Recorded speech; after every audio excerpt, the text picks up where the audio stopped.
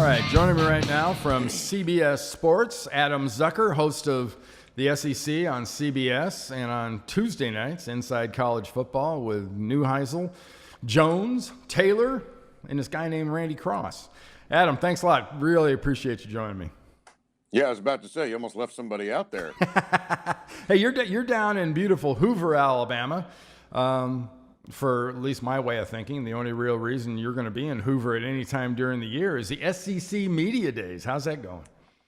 Oh, it's great, man. I love coming here. It's like a reunion, and you get to see the coaches, you get to see the players we get to talk about. And since we're not out on the road that much, or at least I'm not out on the road that much, it's great to, see all the people. And, you said beautiful Hoover, Alabama. There are some amazing restaurants to hit once you're done working 9 to 5 with all the interviews and stuff. So I try to make the most of it, and it's been good so far. Been interesting, obviously, with Hugh Freeze, and Nick Saban was really good. He was really philosophical this time around. Yeah, so we've had some good interviews. Oh yeah. At what point, Adam, does Nick start arriving at SEC Media Days in like a little golf cart that looks like a Pope Mobile?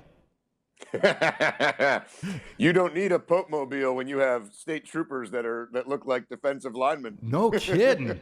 I saw that arrival. That was unbelievable. Yeah, the fans who turn out, when it's Alabama Day here. And today, not only is the Hugh Freeze thing going on, but you had Gus Malzahn is here today too. So he has some of that security as well. But Alabama Day is a different deal here. The fans were all camped out within the ropes of the lobby of the hotel. And it's really interesting because everyone gets filtered through one area. So the lobby of the hotel is the only way any media members, coaches, players, whatever, are going to get into the hotel, go to Radio Row, go back up to where the interviews take place. So people are just go bonkers, and they bring stuff for Nick Saban to sign. And, it's great when you see a guy signing a ball for a kid. It's questionable when you see a grown man holding 10 things and you're kind of wondering, all right, what's this all about? That will be on eBay shortly. Yeah. Hey, interesting day, or at least a confluence of events. Our colleague at CBS, Houston Nutt, filed a lawsuit against not only Hugh Freeze, but the athletic department and the SID about them colluding, favorite word lately, together and working on trying to tag everything on Houston. At least that's what his suit says. How did Hugh Freeze handle that? Because there had to be a heck of a lot more activity than normal besides the hot seat questions for Hugh. He did not declare it fake news, but he gave a big no comment to the only stop he had before he came to our room. And then when I asked him flat out about it, he said that it was not something he could comment on because it's a pending legal matter. But he later then, when I was asking him about motivating his team and keeping spirits up and that kind of thing, he said, I can't control who's suing who. If there's one thing I've learned, I can't control who's suing who. And he just has to wait and see how it all plays out. But I would say he's still far more concerned about what the NCAA has looming over him than what, as you said, our colleague Houston Nutt alleged took place when that 2016 recruiting class was waiting in the wings on whether or not there was going to be trouble in the future for his program. Yeah. Hey, the SEC West is a little bit of what you might refer to as shark-infested waters for all the members and non-members. And later on in the show, we're going to be talking about Michael Phelps, who's going to be racing a great white shark next week. Oh boy! To Hugh Freeze and Dan Mullen and Kevin Sumlin, outside of that top three, is it kind of a weekly trip into shark-infested waters for those guys trying to take on, or at least make room at the top between Alabama, Auburn, and LSU? Has to be, because half the programs in the SEC West are focused on a national championship, and the others, like Ole Miss and Mississippi State, they were in contention for it, but annual expectations are not national title aspirations. But Hugh Freeze had those 2 monster wins over Alabama, and then they had trouble later in the season. They've had those questionable losses against Arkansas, and then they lose the Egg Bowl, and we're normally showing the Iron Bowl, but I think what could really burn Hugh Freeze is if they get pounded in the Egg Bowl again versus anything with the NCAA, because it really feels like the school is behind Hugh Freeze all the way. But like you said, the shark-infested waters of trying to survive that gauntlet in the SEC West, it's hard to imagine anybody dethroning Alabama, though you could probably see Alabama dropping a game, perhaps at Auburn at the end of the year. But that if you have Alabama, Auburn, and LSU in those top three, you then have those four other teams who, three of them finished 7-5 in the regular season, or you would think they might finish 7-5 this season when you kind of look at it all. But 4 out of the 7 were 500 or worse in conference play last year. Well, that's easy to see, or easy to say on that, or to see done and say on that side of the conference. Over on the east side, where 2 years in a row, Missouri came out and played in the SEC championship game. Last year it was Florida's choice or turn in the bucket. Jim McElwain. Is Florida right now, by a lot of people's mind, are they clearly the favorite in the East, or is Georgia and Tennessee and whatnot sort of sneaking up in people's opinions? Feels to me like Tennessee's the only team that actually slips talent-wise, because we'll see what happens with replacing Josh Dobbs and some of the, like Alvin Kamara in the backfield, some of those guys. Derek Barnett, of course, on the D-line. Mm-hmm. I feel like a lot of people are going to vote for Georgia as their team to win the East, but I would take Florida because they've done it with defense, with a coach who's known for offense and quarterback grooming. Their schedule is unreal, and even though you might bookend that season with losses to Michigan and Florida State out of conference, they only have 3 road games all year. LSU comes to them in a big revenge game. It's obviously a big challenge as a crossover game. A&M comes to them. But with the quarterback play due to be improved, I think they're going to have a better balanced offense, even if their defense slips a little bit. So I would probably take Florida to win the East again, and maybe I don't know that they'll have a better chance against Alabama when we get to Atlanta and all. Yeah. But I would go with the Gators again. Yeah, I like the way you're thinking. I think with Malik Zaire getting a chance at Florida and seeing what McElwain's done with other quarterbacks in the past, I just got to think that he can customize that offense in such a way, because that's a group they're back to being adequate at offensive line, if not in some spots pretty good. They were really bad for a couple of years. But they've got a good running game. And if you have that with a guy like Malik Zaire and what he can add when he pulls the ball down, now all you're looking for is wide receivers. But that's been the eternal trek or the eternal search at Florida. And some say that some think that the Florida Gators, if Antonio Callaway is good, on the field, that with Brandon Powell and Tyree Cleveland, that they might have the best wide receiver unit in the whole conference. And we've seen in the past with injuries really crushing the Gators at quarterback, but with Zaire coming in and Felipe Franks also the real deal as the guy who would have been their quarterback if Zaire either never decided to transfer or wasn't allowed to transfer until they amended those rules for the SEC. I think they're in really good shape here. Yeah, and you look at some other teams. I think Georgia is starting to sort of get back into that. I guess they're mentioning him for that side, but I don't take it ever as a good sign when Georgia's being said to be the most talented team in the SEC East. Because talent is kind of like saying potential, and we all know that potential is a French word for not worth a crap yet. Right, and if I didn't know it was French, but if the talent's there and then they're not winning, and Kirby Smart's already hearing that, then it falls on the coach, right? If the talent's there, so he was defending that, I think, at his press conference the other day, saying that he was told that he had all the talent in the world, and then the guy who told him that had a bunch of players drafted up ahead of them. But he's got a luxury of Nick Chubb and Sony Michel back as a duo, not at the same time typically, but having all those guys back. You have 11 guys with starting experience on the defensive side of the ball. Jacob Eason is penciled in, sure, and would seem to be the guy, but you hear a lot of great things about Jake Fromm as well, and maybe Jacob Eason needs to keep the focus between the lines. And then it's really, how they looking up front, and opening up holes for those running backs. You know, I don't need to tell an offensive lineman that, because that was probably their spot.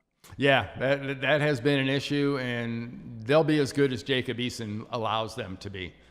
And he seems to be, at least initially here, and I think the same can be said for my alma mater, UCLA, and Josh Rosen, is, you know, there's a short list of things you don't want in football, and Bill Parcells always rated very, very highly the star quarterback, the diva quarterback. You don't want one of those. And I think that's something that people have started to associate with both those quarterbacks, Rosen and Eason. And when you're off the field and personality things tend to overwhelm how people think of you as a player, it can get to be quite an issue, can't it? I would think so, man. I wish I had personal experience as being the alpha dog and the superstar, but I can't tell you.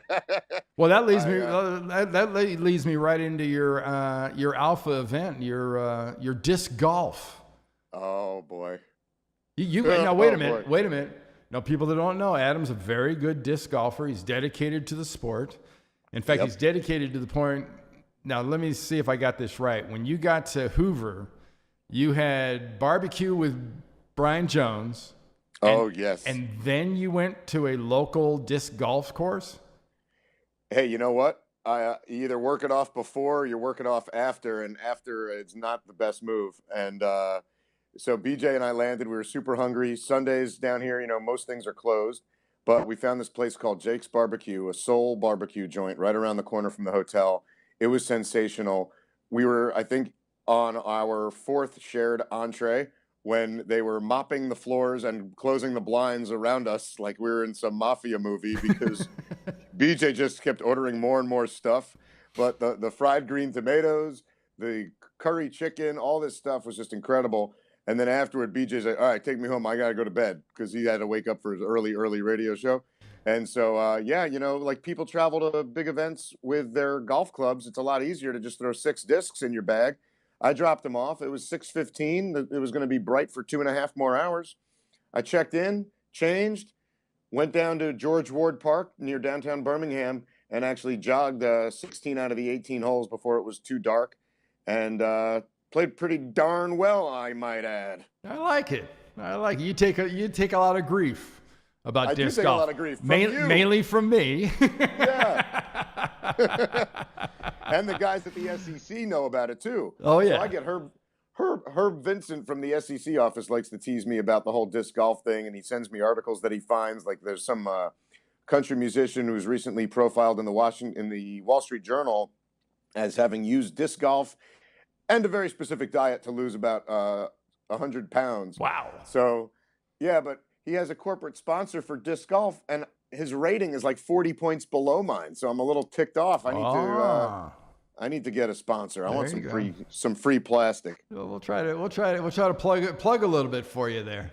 Hey, hey, Adam, when you look at the SEC on CBS and the schedule that you guys look at, do you have any games so far that you know you'll be doing early on? Because I know it tends to change as the year goes on. But have we locked in any games yet? We have the Florida-Georgia game locked in. That's like always part of the deal. And then Arkansas-TCU starts our season. And then we know, because when they have to schedule things in advance, and then they shifted some of the games when the conference expanded. So, you know, we used to have LSU Arkansas Thanksgiving Friday. We have Missouri Arkansas Thanksgiving Friday, and then you get your choice when what usually amounts to the Iron Bowl Thanksgiving Saturday, but that's not officially selected. The interesting addition this year is that we have a doubleheader every week in November, not just the first 2 and then great. Thanksgiving. It's every week in November is a doubleheader. But otherwise, yeah, we hop along the lily pads. There's certain games you could kind of circle and think, yeah, that's where we're probably going to go there. Like, third week of the season, Florida plays Tennessee, and there's, of course, Alabama against Tennessee, Alabama LSU, but Auburn LSU October 14th, LSU against Florida, with all the venom being spewed between those two schools now in the last 365 days. It's a new old rivalry. a new old rivalry. You added the championship series and the College World Series between the two. The fact that Florida now gets LSU at their place and made them the homecoming date, which Jim McElwain said he had no part in, but it's just one of those cute stories that adds to it. Sure. He was at the lake house, man. He was at the lake house. No reception. Hey, are you of the mind, like I think a lot of people, that there's not much downside to Alabama's dominance? Or do you think that it's this deep, dark, abyss that the game can drop into because they have been so dominant, winning 4 national championships over the last 10 years. And the last few years, it's almost the automatic answer as far as, well, give me your top 4. Well, you start with Alabama, you go to Ohio State, you go to Florida State, the last couple of years, Clemson, but Alabama is an automatic pick. Automatic pick, and then maybe this year you think about USC or Washington out west. See what Stanford I can never do, think of SC personally. Oh, I forgot who I was talking to. But as far as the abyss aspect of that, I agree with you about how that might apply to the SEC West. So Auburn, of course, had the kick 6 in that great moment, and they had Cam Newton, and they were able to get to the championship game that year. I would say that a lot of the teams in the SEC West are on that buttery conveyor belt trying to somehow climb up, and Ole Miss has scored a couple punches on them, but then they'll lose 2 other conference games and can't be in the championship game as a result. And then in the East representative has not been a national title contender when they meet Alabama. So if Florida can get there or Georgia can get there with a great resume and maybe just the 1 loss or be undefeated because they're not going to face Alabama in the regular season, then the East just has to, you're that one team in the East that has to get that one-time win over Alabama. And we've seen Florida start well the last couple of years. They've they've usually drawn first blood, but it's just having to beat Alabama once. So Clemson, look at Clemson. That's what they did. Just a month. It was a month later. They had that loss. They should have lost twice. They should have lost to Pitt and NC State, and they did what they had to do. They were a great team, but they only had to beat Alabama that one time, and they had the guy to do it, Deshaun Watson, and now I don't think there is a Deshaun Watson out there. I don't think J.T. Barrett is that guy or Jarrett Stidham is that guy. Hey, last question for you, Adam. And it's I start my schedule on CBS Sports Network with South Florida at San Jose State on August 26th on that night. Is this going to be the year? I know I was reading Phil Steele's great magazine / epic that he puts out every year. Phil Steele's really, really high on South Florida's chances of being that, that non-big guys member of a New Year's Day bowl rotation and really have a chance to finish up there pretty high in the national championship. Do you think this year we're going to see a legitimate, strong football team come out of the non-group of 5? Man, I don't know. I see why USF would be one of those contenders because, I mean, they besides that loss to Florida State and then Temple, they were phenomenal last year. And having Quentin Flowers back is tremendous, and a bunch of starters back on that defense. And now Charlie Strong lands there too. So there would be a lot going on for USF. I'm always excited, as you know, to see how Navy's going to do as well. But I do wonder if there might be a little more separation between Power 5 and the rest as we get into this year. We'll see. But USF, man, I mean, you go through their schedule, you could see how they end up being a 12-1 team. But kind of like what we saw Houston go through, you got to be so darn perfect and dominant if you're even going to get a sniff, right? Yeah, exactly. It's hard to see, and you got to wish them the best of luck. But cracking that power, I mean, somebody's going to be a rep. Somebody's going to have a good enough record.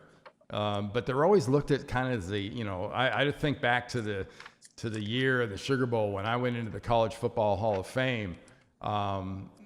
Connecticut was playing Oklahoma. That's not a matchup. That's a designated victim.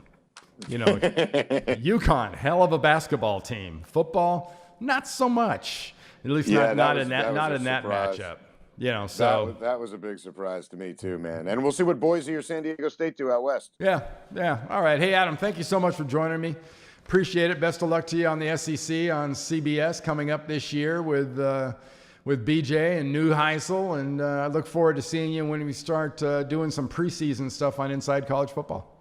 Yeah, buddy. See you at the seminar. Yeah. All right. That's right at the beginning of August, and it's officially football season. Yipes. Yep. And it'll be I'll bring my discs. Hey, and it'll be basketball season in no time. Shh, quiet. John Rothstein has a constant Twitter search for the word basketball. I don't need him calling me right now. All right, Adam. Thank you so much. Later, Andy. All right, man. Talk to you later. But I want to remind you, social media. We have YouTube, Facebook, Twitter, SoundCloud. You got any questions, address them to producer@unsafespacesUSA.com.